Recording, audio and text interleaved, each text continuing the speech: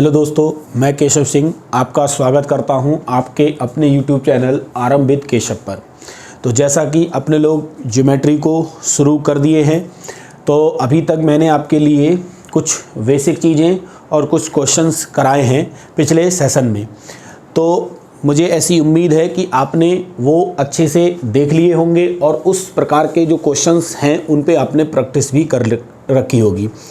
तो यहाँ पे हम लोग इस सेशन में आज एक बहुत ही बेहतरीन टॉपिक, मतलब आपको पहले मैं कॉन्सेप्ट बताऊंगा। आज बहुत ही बेहतरीन कॉन्सेप्ट मैं आपको यहाँ से शुरू करूँगा इस सेशन में, क्योंकि उस कॉन्सेप्ट पे लाइन्स एंड एंगल के जो क्वेश्चंस हैं और वो कॉन्सेप्ट ट्रायंगल में भी काम करता है। तो कहीं ना कहीं हमें वो जो कॉन्सेप्ट है वो बहुत ही अच्छे से समझना है। आज का सेशन हम वहीं से शुरू करेंगे, तो बिना देरी किए हुए हम लोग उस चीज़ को शुरू करते हैं। तो आइए दोस्तों, यहाँ पे आपको क्या समझना है ये चीज़ ज़रूरी है देखना। आज का सेशन बहुत ही इम्पॉर्टेंट है, तो आप बहुत अच्छे से ध्यान से चीज़ों को सुनना और समझना। तो यहाँ से मैं लिखूँ कि angle made by transversal line, त्रिक रेखा के द्वारा कोण बनाना है। मान ली एंगल्स मेड बाई त्रिक रेखा। तो यहाँ से आपको पिछले सेशन में मैं बताया था कि पैरेलल लाइन क्या होती है, समांतर रेखाएं क्या होती हैं। ये मैं पिछले सेशन में आपको क्लियर किया था कि समांतर रेखाएं क्या हैं, इनको किस तरीके से हम पैरेलल कहते हैं, क्यों पैरेलल कहते हैं। तो इनका नाम ये पैरेलल इसलिए है कि ये रेखाएं जो हैं अनंत तक कितना भी आगे एक्सटेंड कर दो, कितना भी आगे एक्सटेंड कर दो, इनके लिए कितना भी आगे एक्सटेंड कर दो, ठीक है। तो ये इधर चाहे उधर कहीं भी बढ़ा दो आगे, ये कभी भी आपस में नहीं मीट करेंगी, नहीं मिलेंगी। इसीलिए हम इनको समांतर रेखाएं कहते हैं। तो दोस्तों, ये चीज़ आपके लिए पिछले सेशन में मैंने क्लियर की थी। यहाँ से ही एक कॉन्सेप्ट निकल के आता है, angles made by transversal line. जब दो समांतर रेखाओं को एक त्रियक रेखा इस तरीके से इंटरसेक्ट करती है, तो यहाँ पे एंगल्स का निर्माण होता है। यहाँ पे एंगल्स का निर्माण होता है, ये एंगल्स का निर्माण हो रहा है, क्योंकि इस पॉइंट पर कर रही है तो इस पॉइंट के परिता ये एंगल बनेंगे। ये एंगल, ये देखो, ये एंगल, एक ये एंगल और एक ये एंगल। तो यहाँ पे एंगल्स बन रहे हैं। मान लो ये एंगल आपका 1 है, ये 2 है, ये 3 है, ये 4 है, ये एंगल 5 है, ये एंगल 6 है, ये एंगल 7 है और ये एंगल 8 है। तो यहाँ पे ये 8 कोणों का निर्माण इस प्रकार से हो रहा है जब एक त्रियक रेखा इन दो समांतर रेखाओं को काटती है। तो यहाँ पे 4 यहाँ पे बन रहे हैं और 4 यहाँ पे बन रहे हैं। यहीं से हमारा कॉन्सेप्ट निकल के आता है। तो वो सारी चीज़ें हमें बहुत ही सिस्टमेटिक ढंग से समझने की ज़रूरत है। तो यहाँ से क्या क्या है वो हमें समझना है। तो पहला जो कॉन्सेप्ट है, पहली जो बात है वो ये है, पेयर्स ऑफ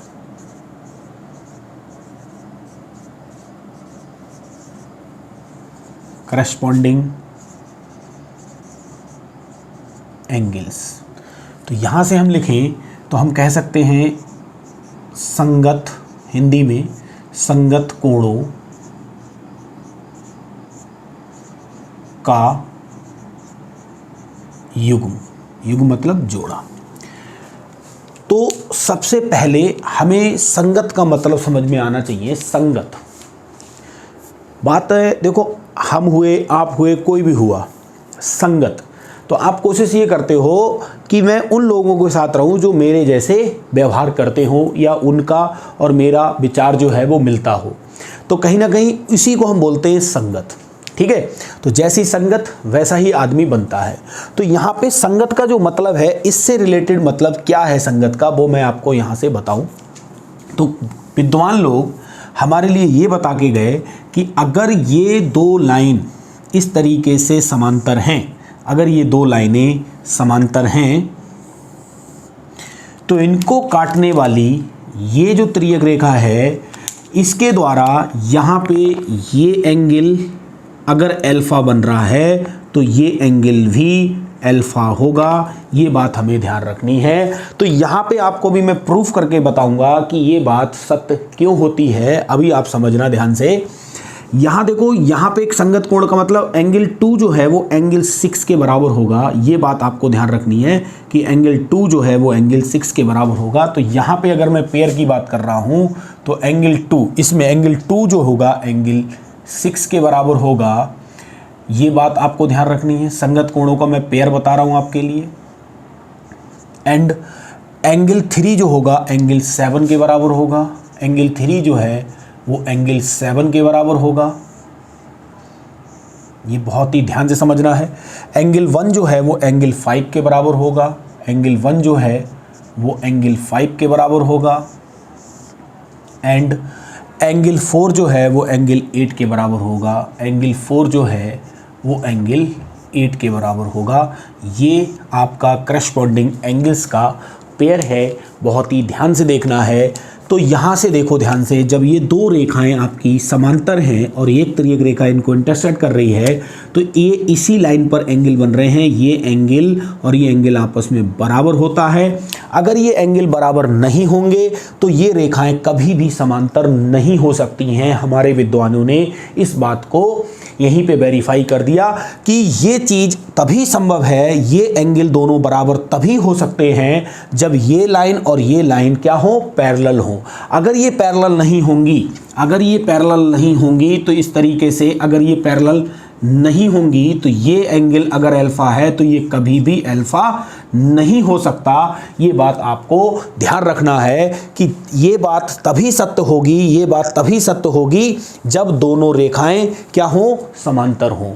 ये बात आप अपने दिमाग में फिक्स करते हुए चलो कि करस्पॉन्डिंग एंगल्स जो हैं वो क्या होते हैं और इनको किस तरीके से हमें वेरीफाई करना है। यहाँ पे मैंने आपको ये चीज़ बताई है। अगर ये वाला एंगल बीटा है, अगर ये बीटा है तो ये एंगल भी क्या होगा, बीटा होगा। तभी आपकी ये लाइनें, ये लाइंस क्या होंगी, पैरेलल होंगी, अन्यथा नहीं होंगी। अगर ये वाला एंगल x है तो ये एंगल भी x ही होगा। अगर ये एंगल y है तो ये एंगल भी y होगा। इन्हीं को हम बोलते हैं corresponding angles. Pairs of corresponding angles क्या होते हैं, ये बात आपको बहुत ही अच्छे से समझनी है, क्योंकि जब हम क्वेश्चन करेंगे तो इनका यूज किस तरीके से हमें करना है यही हमें नहीं पता होगा तो हम यूज कैसे कर लेंगे। तो क्वेश्चन अगर आपको बनाना है, एग्जाम में आपको अच्छा परफॉर्म करना है तो कहीं ना कहीं हर प्रॉपर्टी को, हर थ्योरम को आपको बहुत ही अच्छे तरीके से अप्लाई करना आना चाहिए। तो अप्लाई आप तभी कर पाओगे जब आप इनको सही तरीके से पढ़ोगे। तो दोस्तों, मुझे उम्मीद है कि मैं जो भी आपको पढ़ाना चाह रहा हूँ, जो भी समझाना चाह रहा हूँ वो आप बहुत अच्छे से समझ रहे हो, देख रहे हो। तो दोस्तों, यहाँ पे ये चीज़ आपको अच्छे से समझ में आ गई होगी। अब बढ़ते हैं नेक्स्ट कॉन्सेप्ट की तरफ। तो दोस्तों आइए अब बढ़ते हैं। देखो यहाँ से मैं एक चीज़ और क्लियर कर दूँ आपको कि जो बाहर एंगल दिख रहे हैं इन्हें बोलते हैं एक्सटीरियर एंगल, और जो अंदर दिख रहे हैं इन्हें बोलते हैं हम इंटीरियर एंगल। एक्सटीरियर मतलब बाह्य कोण और इंटीरियर मतलब आंतरिक। तो ये अंदर हैं इसीलिए इन्हें इंटीरियर एंगल्स बोलते हैं और ये बाहर हैं इसीलिए हम इन्हें एक्सटीरियर एंगल बोलते हैं। तो यहाँ से नेक्स्ट कॉन्सेप्ट हमें क्या समझना है वो मैं आपको बताऊँ कि pairs of alternate interior angles, इन्हें हम बोल सकते हैं एकांतर आंतरिक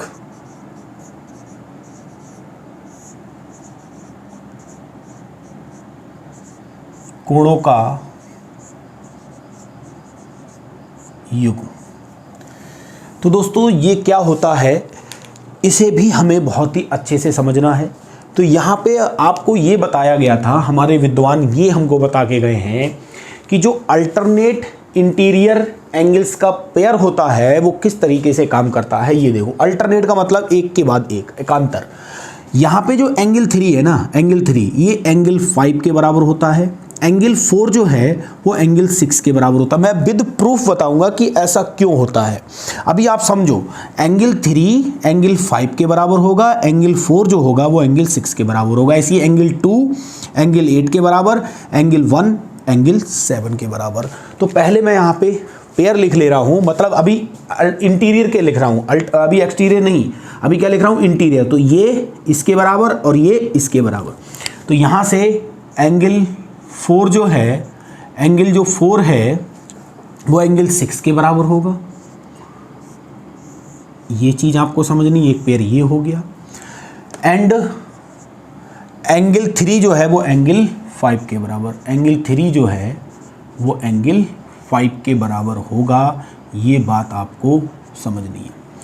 अब ऐसा क्यों होता है, ये भी आपके दिमाग में क्वेश्चन आता होगा कि सर ऐसा क्यों होता है। ये तो ज़बरदस्ती बात, रटने वाली बात हो गई। देखो, रटना नहीं है, लेकिन ज्योमेट्री में कुछ चीज़ें आपको याद रखनी पड़ेंगी, ये आपकी मजबूरी है। हर चीज़ को आप प्रूफ नहीं कर सकते। यहाँ से मैं आपको इसको बता दे रहा हूँ, इसको वेरीफाई कर दे रहा हूँ कि ये क्यों बात सत्य होती है। लेकिन आप ईगो नहीं रखोगे, कुछ चीज़ों को आपको अपने दिमाग में फिक्स करना है, क्वेश्चन पे अप्लाई करना है, इम्प्लीमेंट करना है और अपना क्वेश्चन बनाना है, आंसर। क्योंकि हमारा ऑब्जेक्टिव पेपर है, किसी भी चीज़ को हमें प्रूफ करने की आवश्यकता नहीं है, लेकिन हम पूरी कोशिश करेंगे कि आपको हर एक चीज़ को सही तरीके से 100% समझाने का प्रयास करें। तो यहाँ पे ऐसा क्यों होता है, इस चीज़ को अपने लोग देखते हैं। तो देखो, दो समांतर रेखाएं अगर मैं बनाऊं इस तरीके से, ध्यान से समझना, अलग समझ रहे हैं इसके लिए अपने लोग। तो यहाँ से दो अगर समांतर रेखाएं मैं ले रहा हूँ और इनको एक तिर्यक रेखा इस तरीके से इंटरसेक्ट करेगी, इस तरीके से इंटरसेक्ट करेगी। तो मैं आपको ये बताया था कि अगर ये वाला एंगल अल्फा है, अगर ये एंगल अल्फा है तो ये एंगल भी अल्फा होना चाहिए। यही तो मतलब है, इसका प्रूफ तो यही सही होगा कि अगर ये अल्फा है तो ये भी अल्फा होगा। देखते हैं कैसे होगा। अगर ये अल्फा है तो बताइए, ये अल्फा है तो इसके वर्टिकल अपोजिट एंगल ये भी अल्फा होगा, क्योंकि पिछले सेशन में मैं वर्टिकल अपोजिट एंगल बता चुका हूँ इस तरीके से कि ये अगर अल्फा है तो ये भी अल्फा होगा, अगर ये बीटा है तो ये भी बीटा होगा। इसको प्रूफ करके देखा है अपने लोगों ने। ये बात आपको समझ में आ रही होगी। तो अगर यहाँ से ये वाला एंगल अल्फा है तो ये भी अल्फा होगा। अब आप देखो, ये एक स्ट्रेट लाइन है, नहीं है, ये एक स्ट्रेट लाइन है यहाँ से। अभी इसको समझो आप ध्यान से कि वर्टिकली अपोजिट एंगल क्या होते हैं, आपस में बराबर होते हैं। अब आप देखो, अभी पिछला मैंने बताया था करस्पॉन्डिंग एंगल्स का। तो ये एंगल अगर अल्फा है तो इसका संगत कोण ये भी तो अल्फा होगा। तो आप देख रहे हो ध्यान से कि अगर ये अल्फा है तो ये भी क्या हो गया, अल्फा हो गया या नहीं हो गया। यहाँ से मैं ये बात समझाना चाह रहा था। अब ये एंगल इसके क्यों बराबर होता, तो आप बताओ ये एंगल कितने डिग्री का निकल के आएगा। तो आप कहोगे ये पूरा अल्फा है तो ये 180 माइनस अल्फा होगा। अब ये भी कंडीशन ऐसी है कि यहाँ से इसको अगर निकालोगे तो ये वाला एंगल 180 माइनस अल्फा आएगा, नहीं आएगा। इसका मतलब हम जो कर रहे हैं वो सही कर रहे हैं। यहाँ से ये बात बिल्कुल सत्य हो गई, ये बात बिल्कुल सत्य हो गई कि ये एंगल इसके बराबर और ये एंगल इसके बराबर। इसी प्रकार से हम प्रूफ कर सकते हैं pair of exterior angle, alternate exterior angle का पेयर हम प्रूफ कर सकते हैं यहाँ से कि इसको अगर हमने ये ले लिया तो ये बराबर हो गया और इसके बराबर ये होगा, तो ये वाला इसके बराबर हो जाएगा और ये वाला इसके बराबर हो जाएगा। यहाँ से अल्फा है तो ये भी अल्फा निकल के आएगा। तो आप एक एक चीज़ को बहुत ध्यान से देखो तो हर चीज़ का आपको समाधान मिलेगा, कहीं भी आपको कोई भी दिक्कत नहीं होगी। क्योंकि डाउट तब रहता है जब हम सही से ना पढ़ें और ना पढ़ाने वाला आपको पढ़ाए। तो मैं यहाँ से पूरी कोशिश कर रहा हूँ आपके लिए सही से सेटिस्फाई करने की। बस आप अपना दिमाग सही से इस्तेमाल करके इन चीज़ों को देखने का प्रयास करो, तब आपके लिए चीज़ें अच्छे से समझ में आएंगी। मुझे जो भी मेहनत करना, देखो मैं चाहे 4 बच्चों का भला करूं, चाहे 40 का भला करूं, मैं उसी में खुश हूं। मेरे द्वारा अगर 2 बच्चों का भी भला हो रहा है तो मेरे लिए उसी में खुशी मिलेगी। मुझे नहीं है कि मैं लाखों को देखूं या कितनों को भी देखूं। आने वाला समय दिखाएगा, हम लाखों को भी पढ़ाएंगे, हजारों को, लाखों को, करोड़ों को भी पढ़ाएंगे। कहीं ना कहीं आने वाला समय मिलेगा, अच्छा आएगा, आप लोगों का सहयोग रहेगा। अभी तो मेरी कोशिश ये है कि जो भी मुझसे लोग जुड़े हुए हैं, जो भी लोग जुड़े हुए हैं और जो भी रेगुलर बेसिस पे चीज़ों को देख रहे हैं, उनको कहीं से कहीं तक कोई भी असुविधा ना हो, उनमें से किसी एक का भी भला होगा तो भी मेरे लिए अंदर से खुशी मिलेगी कि मेरे द्वारा किसी का तो भला हो रहा है। तो मेरी कोशिश यही है कि बस ये चीज़ आगे चलती रहे। बहुत ही अच्छे तरीके से मैं पूरा सिलेबस आपको ख़त्म कराऊंगा, तो कहीं भी आपको कोई भी दिक्कत करने की आवश्यकता नहीं है। ये चीज़ मुझे उम्मीद है आप अच्छे से समझ गए होंगे। इसी प्रकार से हम pairs of alternate exterior angles का समझ रहे हैं। तो चलिए दोस्तों बढ़ते हैं आगे।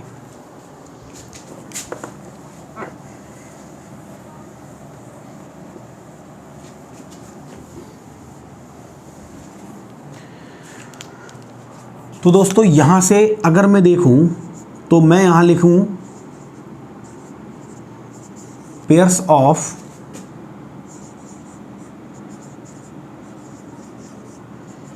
Alternate exterior angles. तो यहाँ से एकांतर बाह्य कोणों का युग्म। तो जिस प्रकार से अभी मैंने आपको ये प्रूफ करके बताया वो भी मैंने वहीं पे प्रूफ कर दिया था। तो यहाँ पे एंगल 1 जो होगा एंगल 7 के बराबर होगा, एंगल 1 जो होगा वो एंगल 7 के बराबर होगा, और एंगल 2 जो है वो एंगल 8 के बराबर होगा। एंगल 2 जो है वो एंगल 8 के बराबर होगा। ये बात आपको ध्यान से समझनी है कि एंगल 1 जो है वो एंगल 7 के बराबर होगा एंड एंगल 2 जो है वो एंगल 8 के बराबर होगा। ये बात आपके लिए वह एकांतर बाह्य कोणों का युग्म होता है। तो जिस प्रकार से ये है उसी प्रकार से ये है, बस फर्क इतना है ये बाह्य हैं और ये आंतरिक हैं। तो दोस्तों ये बात आपको अच्छे से समझ में आ गई होगी। अब मैं आगे आपको नेक्स्ट कॉन्सेप्ट समझाता हूँ। तो दोस्तों यहाँ से एक चीज़ आपको और अच्छे से समझनी है कि त्रिज्यीय रेखा के एक ओर बनने वाले आंतरिक कोणों का योग जो होता है, अगर मैं एंगल 3 और एंगल 6 को जोड़ूंगा तो इनका जो मान मिलेगा मुझे 180 डिग्री मिलेगा। ऐसे ही एंगल 4 और 5 को मैं जोड़ूंगा, एंगल 4 और 5 को जोड़ूंगा तो मिलेगा मुझे 180 डिग्री। तो हमेशा ध्यान रखना कि त्रिज्यीय रेखा के अंदर, त्रिज्यीय रेखा के एक ओर अंदर बनने वाले दोनों कोणों का योग 180 डिग्री होता है, इसीलिए ये दोनों एक दूसरे के सप्लीमेंट्री होते हैं। ऐसा क्यों होता है ये मैं आपको यहाँ पे दिखा दे रहा हूँ।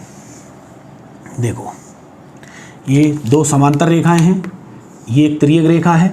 अगर ये वाला एंगल अल्फा माना है आपने, ये अल्फा माना है, तो ये एंगल भी क्या होगा, अल्फा होगा। तो ये एंगल कितना होगा 180 डिग्री माइनस अल्फा। तो ये संगत कोण ये अल्फा है तो ये भी अल्फा होगा। इन दोनों को जोड़ोगे तो 180 डिग्री आएगा, नहीं आएगा। तो इसीलिए त्रिज्यीय रेखा के एक ओर बनने वाले कोणों का जो योग होता है वो कितने डिग्री होता है, 180 डिग्री होता है। तो दोस्तों जो ट्रांसवर्जल लाइन के द्वारा एंगल्स का निर्माण होता है, वो कोणों का जो निर्माण मैंने अभी बताया आपके लिए, करस्पॉन्डिंग बताया, इंटीरियर एंगल पेयर बताया, एक्सटीरियर वाला बताया, ये बताया, तो ये सारी चीज़ें आपको अपने दिमाग में फिक्स करके चलना है कि जब हम क्वेश्चन करेंगे तो इनका इस्तेमाल हमारे क्वेश्चंस के अंदर होगा ही होगा। तो दोस्तों अब बढ़ते हैं आगे।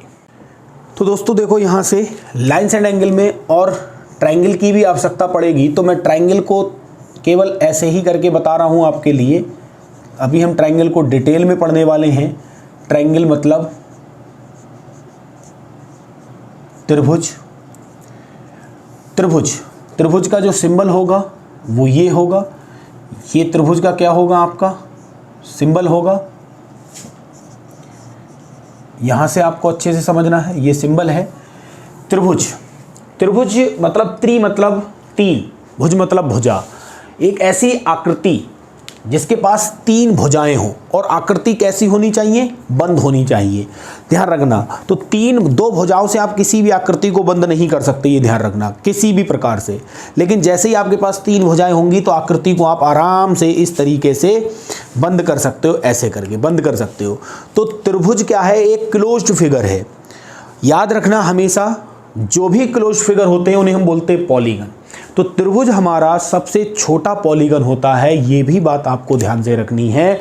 तो अभी मैं केवल बेसिक बताऊंगा इसमें, फिर हम डिटेल में पढ़ेंगे कि त्रिभुज के बनने की कंडीशंस क्या क्या होती हैं। अभी केवल इसलिए मैं यहाँ बता रहा हूँ, कॉन्सेप्ट ये कि लाइन्स एंड एंगल के जब क्वेश्चंस करोगे तो वहाँ पे ट्रायंगल का इस्तेमाल होगा। ट्रायंगल वैरायटी के होते हैं, तो हम सारी चीज़ों को पढ़ेंगे, लेकिन अभी हम ट्रायंगल का ओवरव्यू आपको देंगे। तो त्रिभुज एक ऐसा फिगर है जो क्लोज्ड होता है, जिसके पास 3 भुजाएं होती हैं, 3 कोण होते हैं, ये सबसे छोटा पॉलीगन होता है। तो यहाँ से देखो, इस तरीके से हमें त्रिभुज को बनाना है, ये बात आपको समझनी है। ये एक शीर्ष है, इसका एक शीर्ष ये है वर्टिकल, जिसे वर्टेक्स बोलते हैं ये। तो ये अगर ए है, ये अगर ए है, ये बी है, ये सी है, तो यहाँ पे एक कोण का निर्माण यहाँ होगा। मान लो एंगल ए बनना है, ए शीर्ष पे बनना है, एंगल बी बनना है और एंगल ये सी बनना है।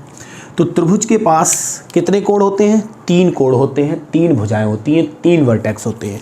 तो अगर मैं यहाँ से एक चीज़ पूछूँ आपसे कि sum of all interior angles, तो sum of all interior angles means यहाँ से angle A plus angle B plus angle C, interior angle तो यही है, ए वी सी, इन्हें क्या बोलेंगे? आंतरिक कोण, अंदर बन रहे हैं इसीलिए इन्हें बोलेंगे आंतरिक कोण। तो त्रिभुज के तीनों आंतरिक कोणों को जोड़ोगे तो कितना मिलेगा? ये हमें विद्वानों ने बताया है कि इनका मान जो होता है वो कांस्टेंट होता है 180 डिग्री। तो ये चीज़ आपको पता होनी चाहिए कि 180 डिग्री त्रिभुज के तीनों आंतरिक कोणों का योग जो होगा वो 180 डिग्री होता है। ऐसा क्यों होता है ये भी मैं बताऊंगा। फिलहाल आपको अभी इतना याद रखना है कि त्रिभुज के तीनों आंतरिक कोणों को जब आप जोड़ते हो, angle A plus angle B plus angle C, या कुछ भी होगा, alpha beta gamma theta X Y कुछ भी होगा, लेकिन इन तीनों को जब भी जोड़ोगे आप, त्रिभुज किसी भी प्रकार का हो, ये भी मैं बता दूं, त्रिभुज किसी भी प्रकार का हो सकता है, लेकिन उसके आंतरिक कोणों का योग कभी भी चेंज नहीं होगा। वो 180 डिग्री फिक्स होता है, ये कभी भी चेंज नहीं होगा। त्रिभुज की शेप किसी भी प्रकार की हो, त्रिभुज कैसा भी हो, आड़ा टेढ़ा कैसा भी हो, लेकिन त्रिभुज में तीनों कोणों का योग हमेशा कांस्टेंट रहेगा, वो रहेगा 180 डिग्री। अब ऐसा क्यों होता है ये बात मैं आपको यहीं पे समझाने का प्रयास करूंगा। अगर मैंने एक इस तरीके से लाइन ड्रॉ कर ली इस BC के पैरेलल, अगर मैंने इस BC के पैरेलल एक लाइन ड्रॉ कर ली, तो आपको अच्छे से पता है, अभी अपने लोग पढ़ के आ रहे हैं जिस ऐसे करके कि 2 समांतर रेखाओं को एक त्रिरेखा काटेगी तो ये एंगल जितना होगा उतना ही ये एंगल होगा। तो अगर ये एंगल V है, ये एंगल अगर B है, तो ये एंगल भी तो B होगा। बोलो, अल्टरनेट इंटीरियर एंगल। और अगर ये एंगल C है तो ये एंगल भी तो C होगा। फिर मैंने आपको कोण बताया था कि एक स्ट्रेट लाइन पर ये वाला एंगल कितने डिग्री का बनता है? 180 डिग्री। तो इस स्ट्रेट लाइन पर देखो तीनों कोण आ गए, इन तीनों को जोड़ दो, angle B, angle A, angle C, तो ये स्ट्रेट लाइन पर बनने वाले कोण है, इनका योग कितना होना चाहिए? 180।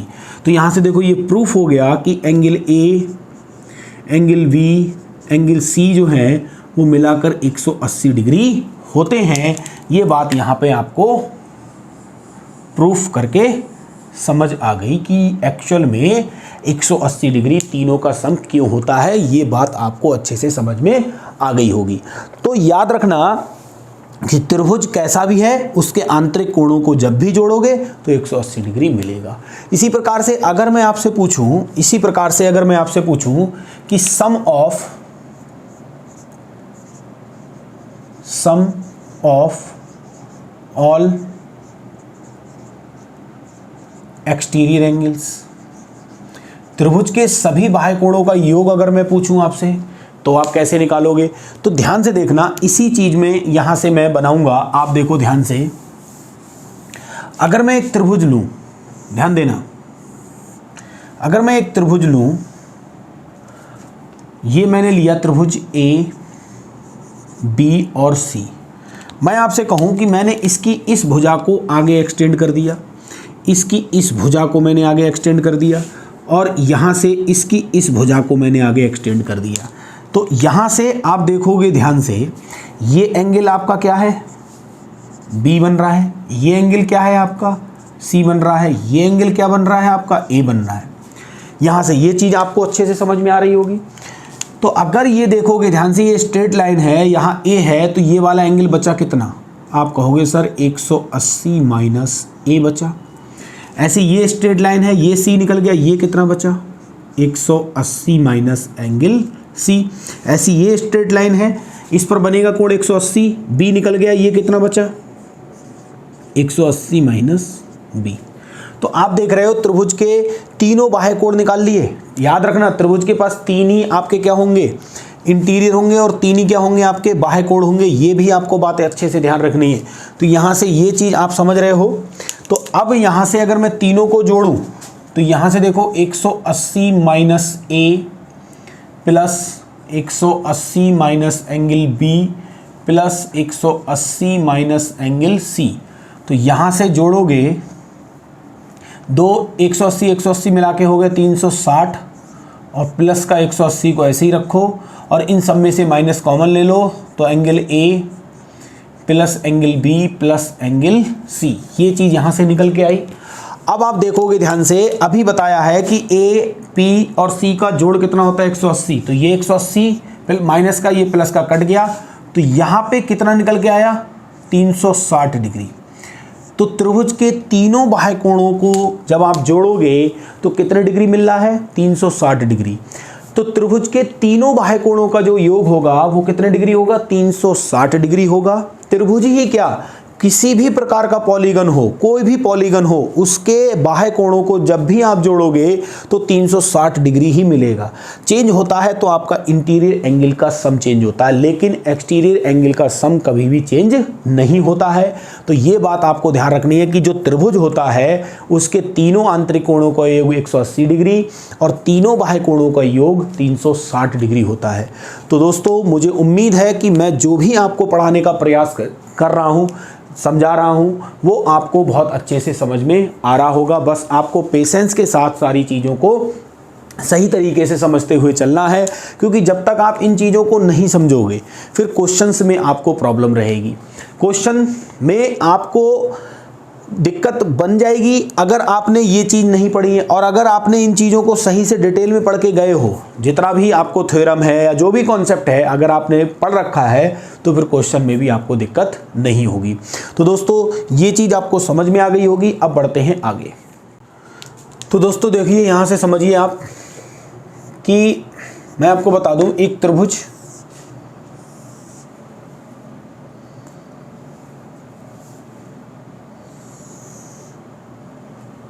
आपने एक त्रिभुज लिया ए बी और सी। इस त्रिभुज में अगर सपोज करो मैंने आपसे कहा कि ये और ये दोनों साइड आपस में बराबर हैं, तो जब ये बराबर हैं तो इनके आमने सामने के एंगल भी क्या होते हैं, बराबर होते हैं। ये बात भी आपको ध्यान रखनी है कि एक त्रिभुज ऐसा, अभी मैं बताऊंगा टाइप्स ऑफ ट्रायंगल में, लेकिन अभी आप समझ लो यहाँ से इस त्रिभुज को वैसे हम बोलते हैं आइसोसेलेस ट्रायंगल, समद्विबाहु त्रिभुज। तो एक ऐसा त्रिभुज जिसमें दो भुजाएं बराबर हों तो उनके आमने सामने के कोण भी क्या होते हैं, आपस में बराबर होते हैं। ये बात आपको अच्छे से ध्यान रखनी है। ये बात आपको अच्छे से ध्यान रखनी है कि जब एक त्रिभुज ऐसा हो जिसमें दो भुजाएं बराबर हैं तो उनके आमने सामने के कोण भी बराबर होंगे। अब इसमें कोई भी दो भुजाएं बराबर होंगी तो उनके आमने सामने के कोण भी आपस में क्या होंगे, बराबर होंगे। सेकंड, लाइन साइड एंगल में क्या क्या चीज़ लग सकती है वो चीज़ अपने लोग डिस्कस कर रहे हैं यहाँ पे। अभी ट्रायंगल को अलग से पढ़ेंगे, क्योंकि ट्रायंगल में बहुत डिटेल में पढ़ना है कि ट्रायंगल बन कैसे सकता है, ट्रायंगल की क्या क्या कंडीशन होती हैं, इसी पे क्वेश्चन आते हैं। तो अभी तो केवल मैं वो चीज़ें बता रहा हूँ जिनसे आपको लाइन साइड एंगल के क्वेश्चन बनाने हैं, तो आप समझते रहना ध्यान से। सेकेंड कॉन्सेप्ट में आपको बताऊँ कि यहाँ से एक ट्रायंगल ले लो आप, इस तरीके से आपने एक ट्रायंगल लिया और इस ट्रायंगल में जैसे ये ए है, ये बी है और ये सी है। तो अगर इस ट्रायंगल की किसी भी एक भुजा को आगे एक्सटेंड कर दो आप, मान लो ये डी तक कर दिया आपने, तो यहाँ पे एक एक्सटीरियर एंगल का निर्माण हुआ, नहीं हुआ? इस एंगल को बोलेंगे हम एक्सटीरियर एंगल, बाह्य कोण। तो बाह्य कोण अगर मान लो ये एंगल अल्फा है और ये एंगल बीटा है, तो इसका जो मान होगा वो अल्फा प्लस बीटा के बराबर होगा। ये बात भी आपको अपने दिमाग में फिक्स करके रखनी है कि त्रिभुज के किसी भी साइड को आगे बढ़ाने से एक कोण का निर्माण होता है जिसे हम बोलते हैं बाह्य कोण। ये बाह्य कोण अंदर वाले दो अभिमुख कोणों के योग के क्या होता है, बराबर होता है। ऐसा क्यों होता है ये बात मैं बताऊं। यहां पे देखो ध्यान से, अगर मैंने आपसे कहा मुझे ये एंगल निकालना है, तो अगर मैं आपसे कह रहा हूं कि मुझे ये एंगल पता है अल्फा है, ये बीटा है, तो बेटा ये एंगल कितने डिग्री का होगा। अभी बताया है किसी भी त्रिभुज के तीनों कोणों का योग जो होता है वो 180 डिग्री होता है। अगर आपको किसी भी त्रिभुज के दो कोण पता हैं तो तीसरा निकालना बेहद आसान है या नहीं है बताओ भाई। इन दोनों को जोड़ो और 180 में से घटा दो, क्योंकि दोनों का मान क्या है, जैसे यहाँ पे तीनों का मान तो 180 होगा, तीनों का मान 180 होगा, इन दोनों को जोड़ो और 180 में से घटा दो तो तीसरा मिलेगा नहीं मिलेगा। तो यहाँ पे इस कोण का जो मान आ रहा है वो 180 माइनस अल्फा प्लस बीटा आ रहा है। अब आप बताइए, ये एक स्ट्रेट लाइन है, ये एक स्ट्रेट लाइन है, ये वाली सीधी लाइन है, इस पर ये वाला पूरा एंगल कितने डिग्री का बनेगा, 180 डिग्री का बनेगा। तो 180 डिग्री में से जब ये घटाओगे तो ये 100 यहाँ से क्या बचेगा, 180 से 180 कट जाएगा, ये अल्फा प्लस बीटा बचेगा नहीं बचेगा। तो ये बात आपको ध्यान रखनी है कि किसी भी त्रिभुज की एक भुजा को आगे एक्सटेंड करने से बनने वाला कोण अंदर वाले दो अभिमुख कोणों के योग के बराबर होता है। ये बात भी आपको बहुत अच्छे से याद रखते हुए आगे चलना है। अब दोस्तों बढ़ते हैं आगे, क्योंकि आपको ये चीज़ समझ में आ गई होगी ऐसी मुझे उम्मीद है। तो चलिए अब बढ़ते हैं आगे। दोस्तों यहाँ से आप देखिए कि त्रिभुज लिया मैंने इस तरीके से,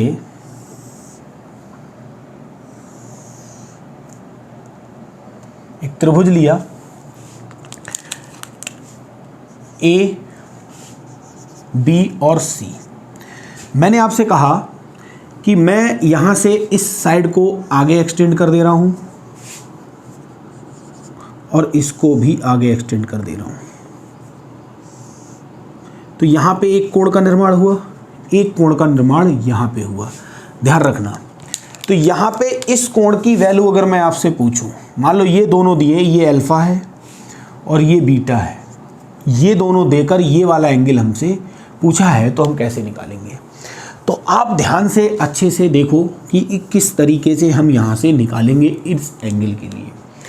तो हमें पता है ये अल्फा है, तो ये वाला एंगल कितने डिग्री का होगा, तो आप कहोगे सर ये 180 माइनस का अल्फा होगा। ये वाला बीटा है तो ये वाला कितने डिग्री का होगा, ये होगा 180 माइनस बीटा। अगर ये एंगल मान ले रहे हैं ये एंगल ए ही है, तो ए की वैल्यू कैसे निकालें। एक त्रिभुज के तीनों आंतरिक कोण पता चल गया, तीनों को जोड़ दो, angle A plus 180 minus alpha plus 180 minus beta, तो बराबर में कितना होगा, तीनों का योग 180 डिग्री। इससे ये कट गया। आप देखो एंगल ए की अगर हम वैल्यू निकालेंगे तो ये दोनों अल्फा माइनस का है, बीटा माइनस, उधर जाके क्या हो जाएंगे अल्फा प्लस बीटा, और इसमें से 180 क्या होगा, घटेगा। तो ये बात हमेशा आपको ध्यान रखनी है कि इस तरीके से हमारे लिए निकालना है। और अगर अल्फा प्लस बीटा की वैल्यू निकालनी है तो हमें क्या करना होगा, ए में 180 जोड़ना होगा। ये बात आपको ध्यान में रखनी है। तो अगर इसका इस्तेमाल कर रहा है कि किसी एक वेस को उसने दोनों तरफ एक्सटेंड कर दिया है और ये एंगल देकर हमसे ये एंगल पूछा है, तो हमें क्या करना, इन दोनों को जोड़ो और 180 घटा दो, तो सीधे सीधे ये एंगल हमको मिल जाएगा नहीं मिल जाएगा। तो दोस्तों वो छोटी छोटी चीज़ों पे हमको विशेष ध्यान दे के चलना है, क्योंकि अगर हम छोटी छोटी चीज़ों को नहीं कलेक्ट करते हुए चलेंगे तो हमारे लिए क्वेश्चन में दिक्कत होगी ही होगी। तो मैं नहीं चाहता कि आपको क्वेश्चन में करने में कोई भी दिक्कत हो जिससे आपका मन बिगड़े, आप इससे डरने लगो, ऐसी स्थिति ना बने। इसीलिए मैं ये सारी चीज़ें आपको पहले से बताने का प्रयास कर रहा हूँ, क्योंकि आप इन चीज़ों को अगर सीख लोगे तो फिर क्वेश्चन में नहीं डर लगेगा, और अगर नहीं सीखोगे तो क्वेश्चन लाइन्स एंड एंगल के भी क्वेश्चन आपके लिए बहुत ज़्यादा टफ लगेंगे। तो कहीं ना कहीं अगर आपको डरना नहीं है सही से मैथ को पढ़ना है, सही से ज्योमेट्री को पढ़ना है, तो आप एक प्रॉपर वे में पढ़ना शुरू करो कि किस चीज़ को हमें पढ़ना चाहिए, किस चीज़ को नहीं पढ़ना चाहिए। तो जिस चीज़ की ज़रूरत पड़ेगी, जहाँ पे हम लोग उसी चीज़ को डिस्कस करते हुए आगे बढ़ेंगे। तो आज का सेशन आपको कैसा लगा, ये बात आप कमेंट बॉक्स में ज़रूर लिख कर बताया करो। आपसे मैं बार बार कहता हूँ, फिर भी आप लोग कमेंट, लाइक, शेयर नहीं करते हो, ये बात आपकी गलत है। तो जितने लोग भी वीडियो को देख रहे हैं वो ज़्यादा से ज़्यादा वीडियो को शेयर करें, लाइक करें, सब्सक्राइब कराएं अपने दोस्तों में, अपने मिलने वालों में, जिससे मुझे भी यहाँ से मोटिवेशन मिलेगा कि हाँ, मेरे से ज़्यादा लोग पढ़ रहे हैं। तो ये काम आपका है, आपको करना है। मेरा जो काम है, मैं लगातार यहाँ पे अच्छे से अच्छा कर रहा हूँ, ये बात आप लोग जानते भी होंगे। तो आज का सेशन कैसा लगा, ये बात कमेंट में ज़रूर बताना। तो आज के सेशन को अपने लोग यहीं पे रोकते हैं, मिलते हैं नेक्स्ट सेशन में, तब तक के लिए नमस्कार।